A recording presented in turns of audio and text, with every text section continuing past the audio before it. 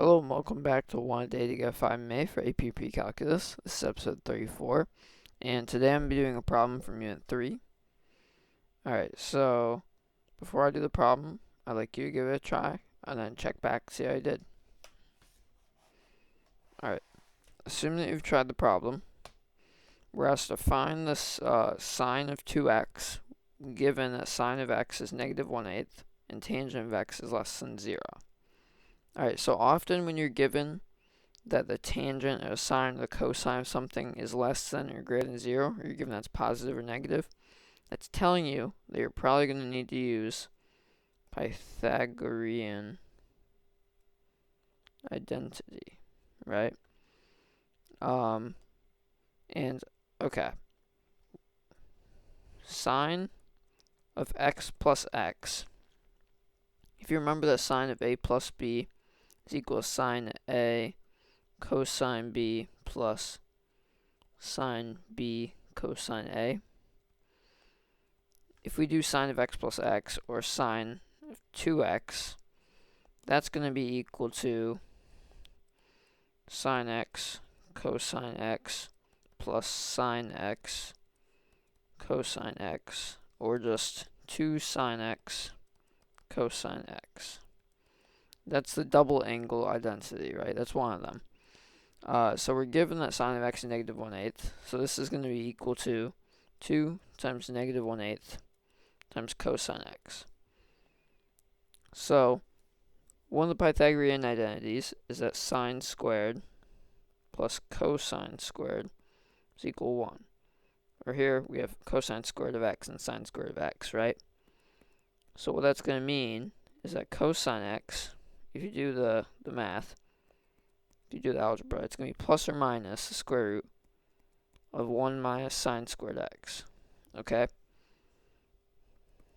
And if we plug in the sine of x is negative 1/8, it's plus or minus square root of 1 minus negative 1/8 squared. That's plus or minus square root of 1 minus 1/64th, or that's plus or minus 63 over 64, which is same thing, plus or minus square root 63 over square root 64. That's the same thing as plus or minus square root 63 over 8. So now we want to figure out which one of these is it. Is it plus or is it minus? Oops. Is it plus or is it minus? So what we're going to use is we know that the tangent of the angle is less than 0, right? So we know that sine is negative because we are given that it's negative 1/8. Tangent is negative. And the only way that can be possible is if cosine is positive. Okay? And let me try and convince you. Imagine we have, it's really bad, but imagine we have a unit circle, right? Here, cosine positive. Here, cosine positive. Here, sine positive. Here, wait, I'm going to write where sine is. How about I start with sine and tangent? Because sine is negative here. And then tangent is going to be negative here.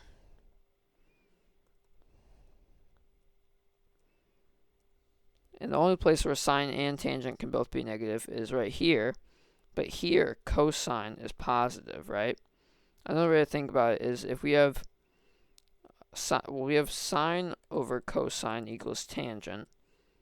So if we're having a negative over something equals a negative, this thing right here, this question mark has to be a positive.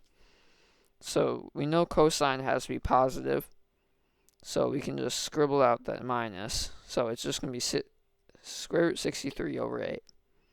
Okay, if we go ahead and substitute that in,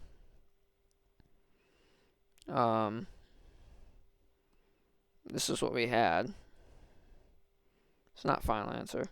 So that's 2 times negative 1/8 times square root 63 over 8. Okay, so that's going to be negative 2 square root 63 over, that looks like a 3, kind of. Negative 2 square root 63 over 64, or negative square root 63 over 32. And that is our final answer. So I hope that you enjoyed the video, and I hope that you have a good rest of your day.